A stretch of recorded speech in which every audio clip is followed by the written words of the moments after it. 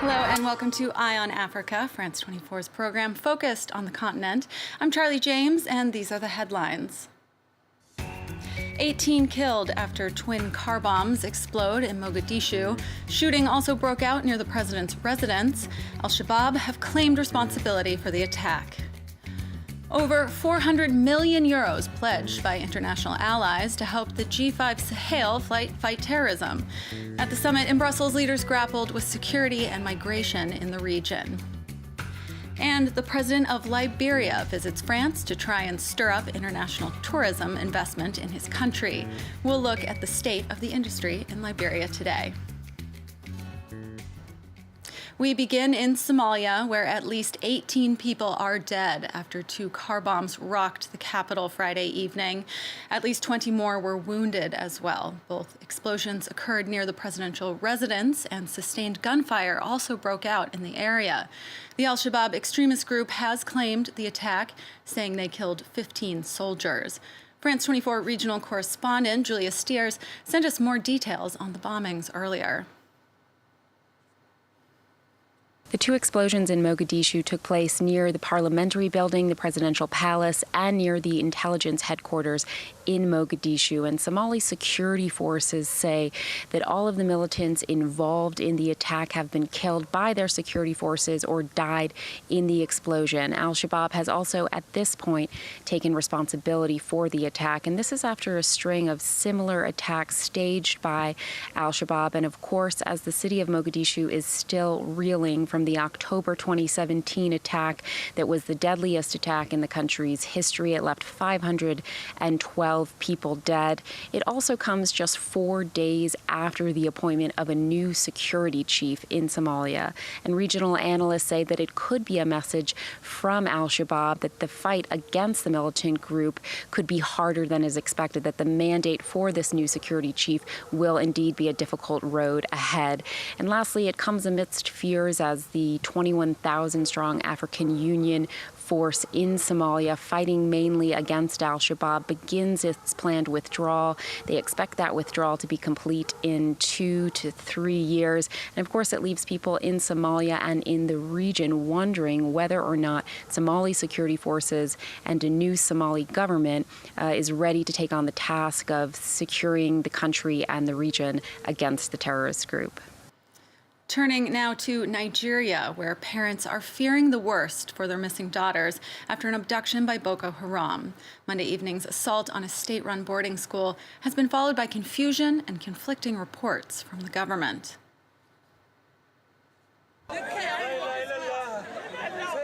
Fear and desperation as families of the missing schoolgirls anxiously await the return of their daughters.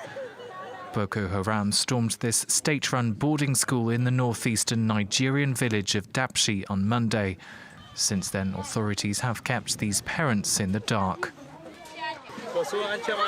I'm yet to see my daughter. We've been told some of the girls have been rescued, but I don't know if it's true. On Wednesday, the government of the northeastern Yobe state announced that the Nigerian military had rescued 76 schoolgirls feared missing. But that was contradicted just 1 day later by the state's governor, who admitted that no missing girls had been rescued. Authorities also said it was unclear whether any of the girls were kidnapped or whether they simply ran away. We're not certain whether the insurgents abducted them. We all have to intensify our prayers as our troops are still searching for the missing girls. We have to be patient. This girl managed to escape during the attack. She says she saw some of her friends being taken away by Boko Haram extremists. They came to our school. They were shooting everywhere. Some of the girls escaped through the fence, others ran to the gate. Some were trapped inside the school and the fighters kidnapped them. The raid comes nearly 4 years after the Boko Haram militant group kidnapped 276 schoolgirls in the nearby town of Chibok. Authorities believe at least 100 are still being held by the group.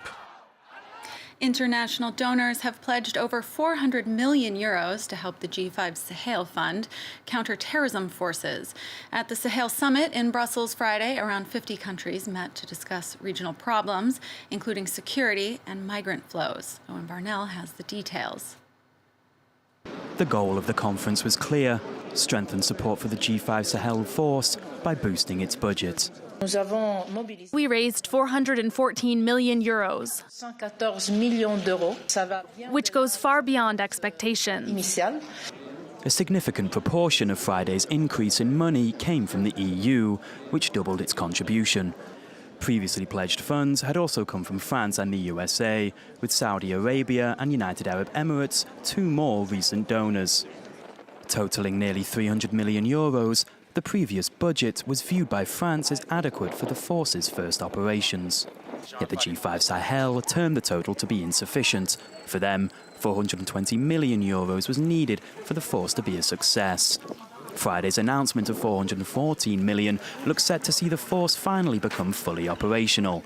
Its first operations began last November, and by mid-2018, the plan is for the G5 Sahel to swell to 5,000 personnel, all coming from the regional states themselves: Mauritania, Mali, Burkina Faso, Niger and Chad.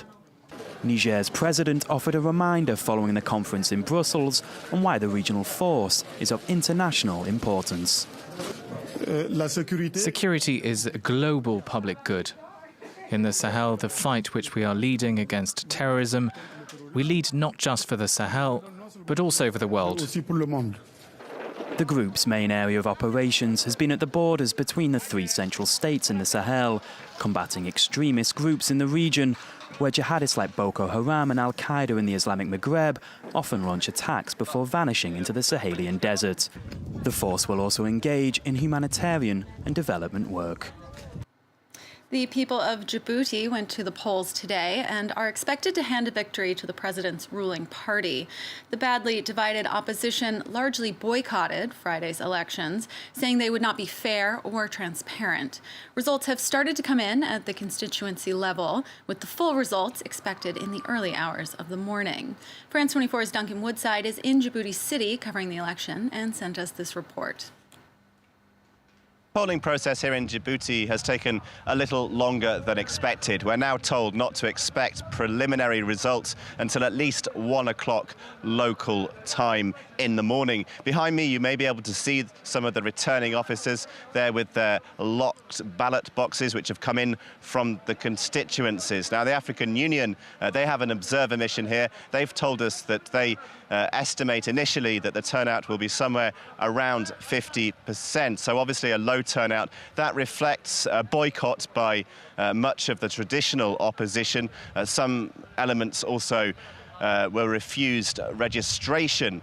Some of the opposition did take part, but sporadically in some parts of the country, the ruling coalition was fielding candidates unopposed. So the scene is very much set, it would appear, for another resounding victory for that ruling coalition.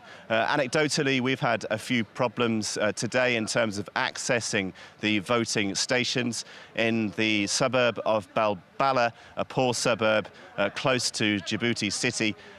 We were denied entry to a primary school where the vote was taking place. We also had difficulty initially in accessing another voting centre close to the centre of town.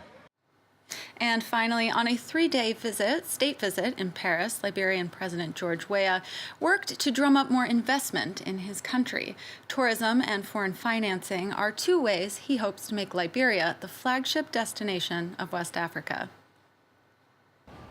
Within view of the Atlantic and the Bay of Monrovia lies a ghost palace. The Duke Hall was once the most luxurious hotel in West Africa, but was abandoned just before the Civil War in 1989. It symbolizes a glorious tourism past which Liberia plans to revive. Keita Johnson dreams of bringing her future customers back to this former 5-star hotel. She's currently the only tour operator in Liberia. The narrative of Liberia needs to be changed. We need to rebrand this country. We have the Americo-Liberian tradition that's here. We have some of the best food in the world, our arts, our crafts, you know what I mean? And there is a sense of trendiness and luxury here, if you will. It just needs to be properly exposed. 40 kilometers from the capital, this eco-lodge offers opulent breaks on sandy beaches and caters to high-end tourism. Lisa, the French owner, who is one of the first people to have invested in Liberia's tourism potential, is more confident than ever with Weah at the helm of the country. I think it will help a lot in improving the image of Liberia. I really liked his speech, and we have a lot of hope in him, because he already knows how things work abroad and that the future of Liberia lies in tourism. Investors are now eagerly waiting for the repeal of a law prohibiting the purchase of land by non-Liberians. Its abolition was promised by Weah.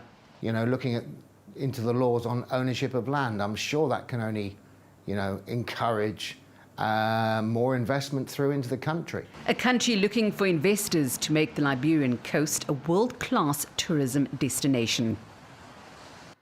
Do stay with us here on France 24. The latest news is coming up next.